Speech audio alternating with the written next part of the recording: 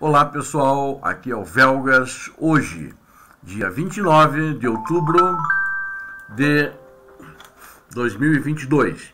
Quero trazer para vocês hoje uma atualização do que está acontecendo na guerra da Ucrânia, promovida pelo terrorismo russo, que invadiu imoralmente e ilegalmente, criminalmente a Ucrânia, com motivos estapafúrdios. E hoje nós estamos no dia número 248 da guerra, ou seja, já estamos aproximadamente há 8 meses de guerra. Uma guerra que eu gosto sempre de repetir.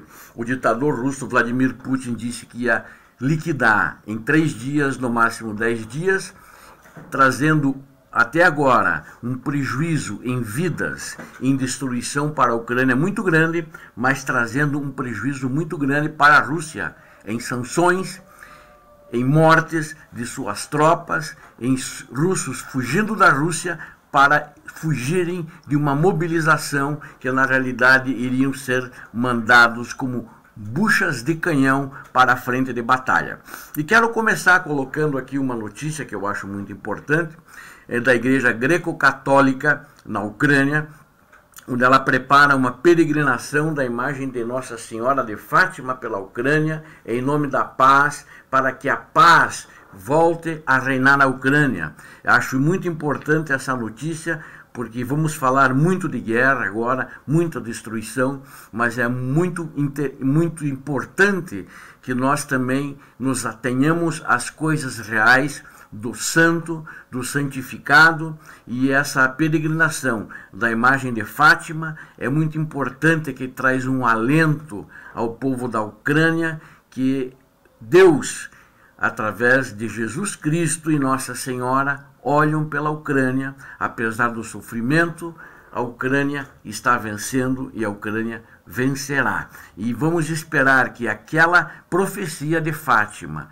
que a Rússia vai espalhar seus males pela humanidade, não aconteça. Por isso é muito importante essa peregrinação da imagem de Nossa Senhora de Fátima. A Ucrânia, ela atacou a frota russa no Mar Negro. Essa é uma notícia muito importante. O porto de Sevastopol, que é a sede da frota russa no Mar Negro, a própria Rússia reconheceu esse ataque. Vejam bem, hoje ela reconheceu esse ataque, e foi um ataque efetuado nesta madrugada. 9 drones não tripulados, né, e mais 7 drones marinhos autônomos estiveram envolvidos nesse ataque, ou seja, um total de 16 drones. O próprio Ministério da Defesa russa que noticiou essa quantidade de drones. A Ucrânia ficou quieta, não revelou o número de drones efetivamente usados nesse ataque. Então, na realidade, o 73º Centro de Operações Navais da Ucrânia, que realizou isso, ele foi treinado, ele foi orientado por especialistas britânicos na cidade de Oshakil, na Ucrânia, onde estão sediadas essa Brigada 73 do Centro Especial de Operações Navais da Ucrânia. Nesse ataque bem sucedido da Ucrânia, ela atingiu o caça-minas russo Ivan Golubets, que não está mais operacional, ele não afundou, mas não está operacional, no porto de Sevastopol, né, lá na sede da frota russa, e atingiu também a fragata Admiral Makarov, que é uma das joias da coroa do Kremlin, né? Ele é esse navio, a fragata Admiral Makarov, ele admiral significa, perdão, almirante, né? E ela é da classe do almirante Grigorovich. Ele foi atingido por drones também antinavios ucranianos vindos desses drones no porto de Sevastopol, entre outros prejuízos menores do que, além dessas duas, houve um incêndio muito grande, principalmente no Admiral Makarov, que é um navio muito importante, essa joia, vamos chamar assim, da coroa, né?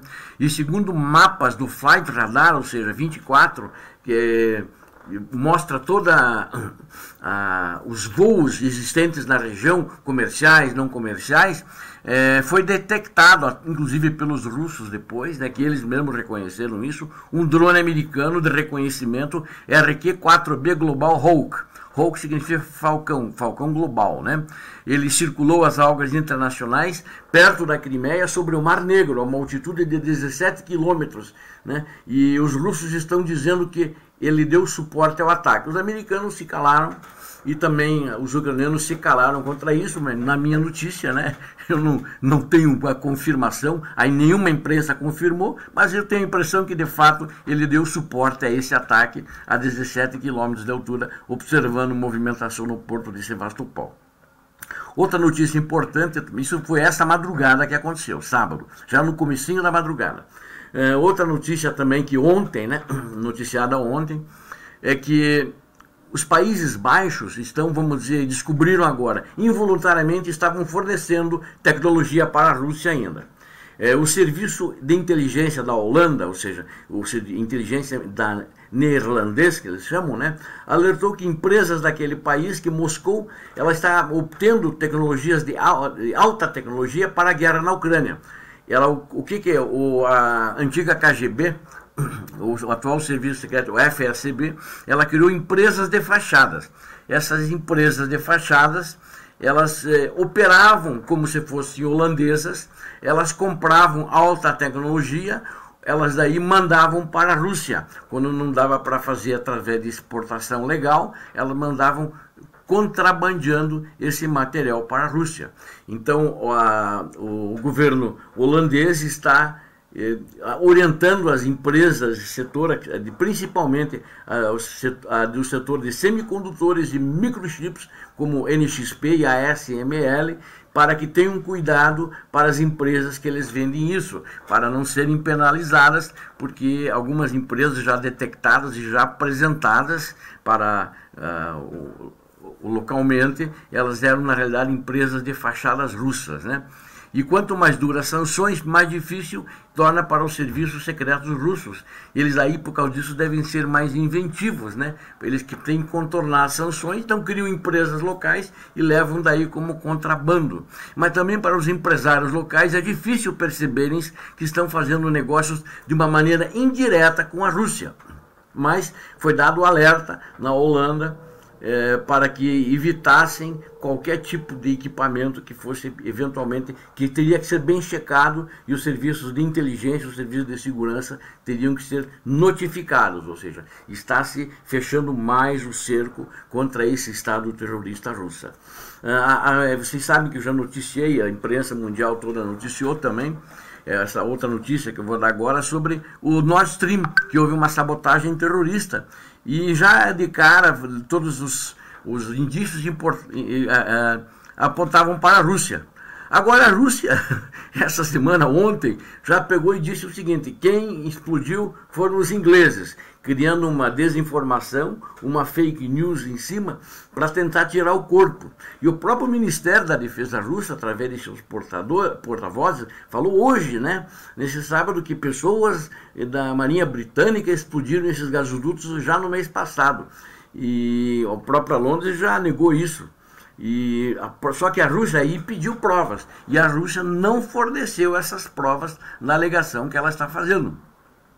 E o que ele disse ainda, a Rússia está dizendo que são especialistas britânicos que fizeram ataques a navios da frota russa no Mar Negro também, e esses mesmos que podem então ter destruído o Nord Stream 1 e 2, que impossibilitando com isso o tráfego de gás para a Europa. E o Reino Unido, é claro, nega, está pedindo provas, e a Rússia não tem essas provas, na realidade está criando uma fake news em cima disso. É mais uma história inventada com argumentos falsos do governo russo sobre o Ocidente. Esse é a verdadeira face do governo de Vladimir Putin. Essa é a verdadeira face desse que está querendo, ameaçando com a Terceira Guerra Mundial. É o homem que ameaça espalhar os males pelo mundo, como disse Nossa Senhora na sua previsão.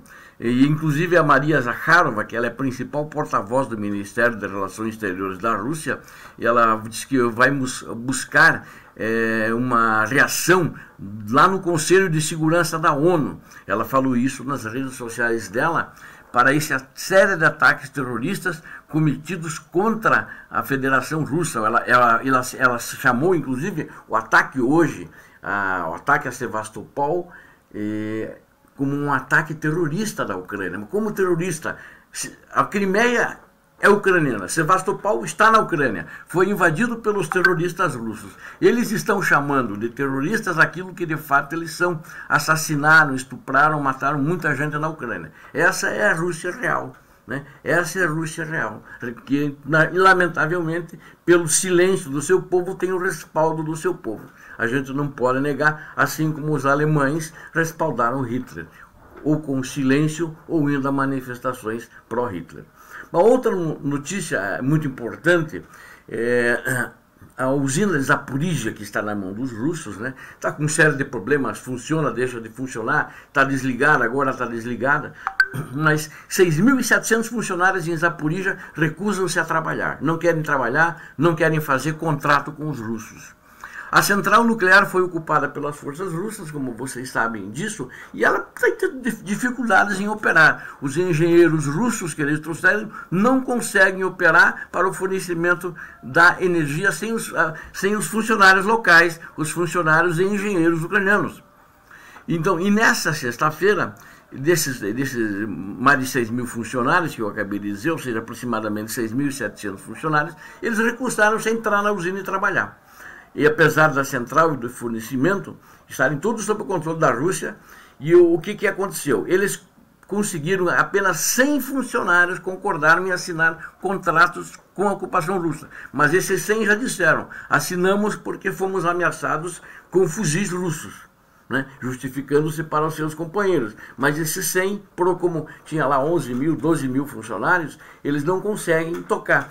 E desse total todo que eu falei agora, 4.300, mais de 4.300 funcionários, são ucranianos da central nuclear, fugiram para o território controlado pela Ucrânia, né? E os russos agora estão controlando, olhando a movimentação desses outros 6.700 funcionários para eles não fugirem para a Ucrânia. Na parte, ali é a Ucrânia também, né? Mas na parte controlada pela Ucrânia. Então, é uma situação dramática, é uma situação que eles estão operando, na realidade, como operavam-se os russos no sistema soviético. O sistema stalinista do ditador terrorista criminoso Vladimir Putin está aplicando o sistema de Stalin e o sistema de Hitler. Na realidade, que são faces da mesma moeda, e esse é o Vladimir Putin. Os russos também estavam combatendo um ataque que os ucranianos fizeram com sucesso na localidade russa de Shakhtarsk na quinta-feira. Era um ataque a uma unidade logística de armazenamento de combustível que eles usavam para as tropas russas, e foi destruído. Houve um incêndio muito grande e praticamente ficaram sem combustível, que todos os tanques foram incendiados. Também os prepostos do ditador russo em Kherson, onde a Ucrânia tem tido grandes avanços e se prepara já para reconquistar a cidade de Kherson, que está sitiada pela Ucrânia. Covardemente, os criminosos russos forçaram as pessoas a saírem de suas casas, os últimos moradores que lá estavam. O Kherson tinha em torno de 300.000 habitantes, os últimos entre 50 e 60 mil que ficaram na cidade, não quiseram sair de casa. Eles obrigaram, na força dos fuzis, das suas metralhadoras, a eles irem para o lado russo, né? Não sabe se vão voltar, enquanto a Rússia, aqueles militares que estavam lá, eles ocuparam a cidade no sentido de defender a cidade. Praticamente a maioria que ficou agora, somente os militares, que já estão debilitados, estão com problema de logística, problema de alimentação, para manter as suas posições, e que a Ucrânia deve brevemente atacar e com certeza vai retomar a localidade de Kherson. A maioria da província de Kherson já foi retomada pela Ucrânia. Outra coisa, algumas autoridades russas, elas comentaram, né, na parte aeroespacial, que os satélites dos Estados Unidos da América poderiam ser alvos legítimos. Né? Onde é que se viu? Poderiam ser alvos legítimos. Aí o porta-voz do Conselho de Segurança Nacional dos Estados Unidos da América, John Kirby, já falou, né? A Rússia alertou a Rússia, né, que os Estados Unidos vai responder a possíveis ataques aos satélites. Não ataquem, ou seja, se atacar, provavelmente vão ser destruídos os satélites russos também. E aquilo que já foi dito, a Rússia vai entrar, os Estados Unidos poderão entrar, porque chegou agora na Europa e foi colocada perto da fronteira com a Rússia a 71ª Divisão Aerotransportada Americana. Já face às últimas ameaças de Putin, ela está pronta para entrar em operação em território russo, segundo os generais, os generais americanos. A ONU também anunciou uma parceria, né, como última notícia que era da agora, acho que é muito importante, uma parceria para a reconstrução da Ucrânia. Então ela firmou com a Ucrânia e também com os países da União Europeia, liderados pela Alemanha, e firmou parceria para ajudar a reparar as infraestruturas danificadas em 300 cidades da Ucrânia, incluindo administrações locais, órgãos do governo, empresas, né, e tem mais coisas, né, como estações de energia, usinas, esse tipo de coisa, que vão ser reconstruídos. Eles ainda estão calculando o quanto que vai precisar, mas já existe esse compromisso da Organização das Nações Unidas e também da própria União Europeia de fazer isso. Os Estados Unidos já tinham assumido esse compromisso, ou seja, na realidade o próprio Olaf Scholz, o premier alemão, disse que isso aqui vai ser mais ou menos igual ao Plano Marshall, que foi feito depois da Segunda Guerra Mundial e que reconstruiu a Alemanha, né? E esse anúncio foi feito ao lado do Banco Europeu de Investimento, o BEI. Então é uma coisa muito séria e já está se falando em reconstruir, na reconstrução da Ucrânia.